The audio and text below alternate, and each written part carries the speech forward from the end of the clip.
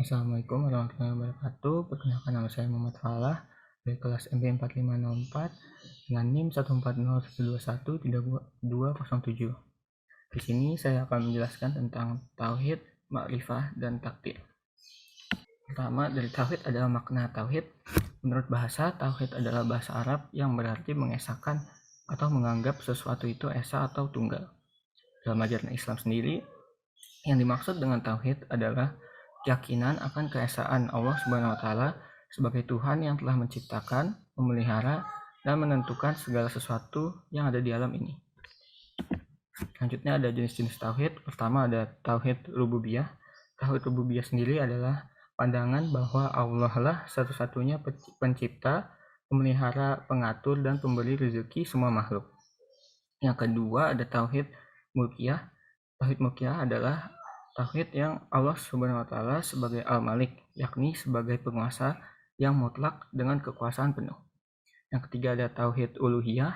Itu adalah pandangan bahwa tidak ada yang patut disembah kecuali Allah Subhanahu wa taala. Yang terakhir ada tauhid asma wa sifat. Itu adalah bentuk penerapan pengesaan dari makhluk terhadap Allah mengenai nama-namanya serta sifatnya, yang mana nama-nama dan sifat ini telah diatributkan oleh dirinya sendiri. Selanjutnya ada makna mengenal Allah Subhanahu wa taala sebagai Khaliq. Al-Khaliq merupakan bagian dari 99 Asmaul Husna. Al-Khaliq artinya berkaitan dengan penciptaan yang sempurna. Al-Quran menyebut Allah sebagai pencipta langit dan bumi dan segala sesuatu di antaranya. Mengenali Al-Khaliq artinya membantu mengidentifikasi cara yang benar untuk percaya kepadanya. Terus itu ada urgensi mengenal Allah Subhanahu wa taala. Mengenal Allah Subhanahu wa taala atau ma'rifatullah merupakan suatu keharusan bagi setiap orang yang beriman, karena hal tersebut adalah syarat dari kekuatan iman seseorang. Maka dari itu, perintah mengenal Allah merupakan perkara yang diharuskan kepada hamba-hambanya. Ada mengenal Rasul Muhammad SAW. Pertama ada makna Rasul. Rasul artinya adalah utusan, duta, atau sering disebut al-mursalun. Rasul adalah utusan Allah Subhanahu wa taala yang mengajarkan agama atau wahyu baru pada masyarakat umum. Berikutnya ada fungsi Rasul. Ada dua, yang pertama membawa risalah dari Allah Subhanahu wa taala, yang kedua teladan dalam membawakan risalah tersebut. Selanjutnya ada tugas Rasul. Pertama ada mengemban risalah dakwah, mengajarkan kepada umatnya cara beribadah yang benar, menyampaikan pedoman hidup atau ad-din, dan mendidik umatnya dengan arahan dan nasihat-nasihat tulisannya. Selanjutnya ada kedudukan Rasul. Kedudukan Rasul adalah sebagai seorang hamba atau manusia biasa. Dari sekian banyak hamba-hamba Allah Ta'ala, yang membedakannya dengan hamba Allah lainnya adalah beliau adalah Rasulun minal mursalin, atau seorang Rasul utusan Allah dari sekian banyak Rasul-Rasul Allah lainnya. Nah, kedudukan Rasul selanjutnya juga dia sebagai penerima dan penyampai wahyu dari Allah yang berbentuk kitab maupun suhuf. Yang terakhir, dia itu sebagai suri teladan yang harus diteladani umatnya.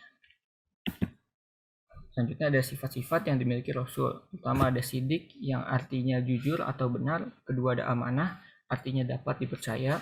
Tiga ada tablik, artinya menyampaikan. Dan keempat ada fatonah, artinya cerdas, pandai, bijaksana. Selanjutnya saya akan membahas mengenal konsep takdir. Pertama ada makna takdir.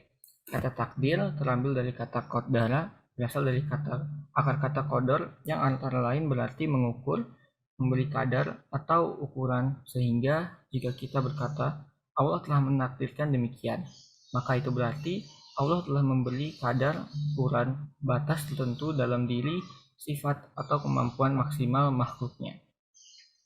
Takdir juga bisa disebut koda. Koda adalah ketetapan Allah Subhanahu wa taala sejak sebelum penciptaan alam semesta atau zaman azali. Selanjutnya ada jenis-jenis takdir. Pertama ada takdir mubram. Takdir mubram ini ketetapan mutlak dari Allah Subhanahu wa taala yang pasti berlaku. Manusia tidak diberi peran untuk mewujudkan takdir ini. Contohnya adalah seperti kematian, kelahiran, atau jenis kelamin. Yang kedua ada takdir mu'alaq.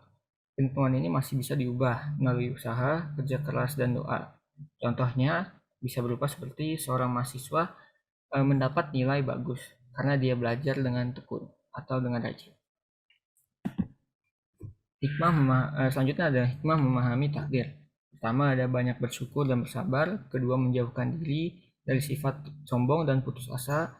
Tiga, bersifat optimis dan giat bekerja. Keempat, jiwanya tenang.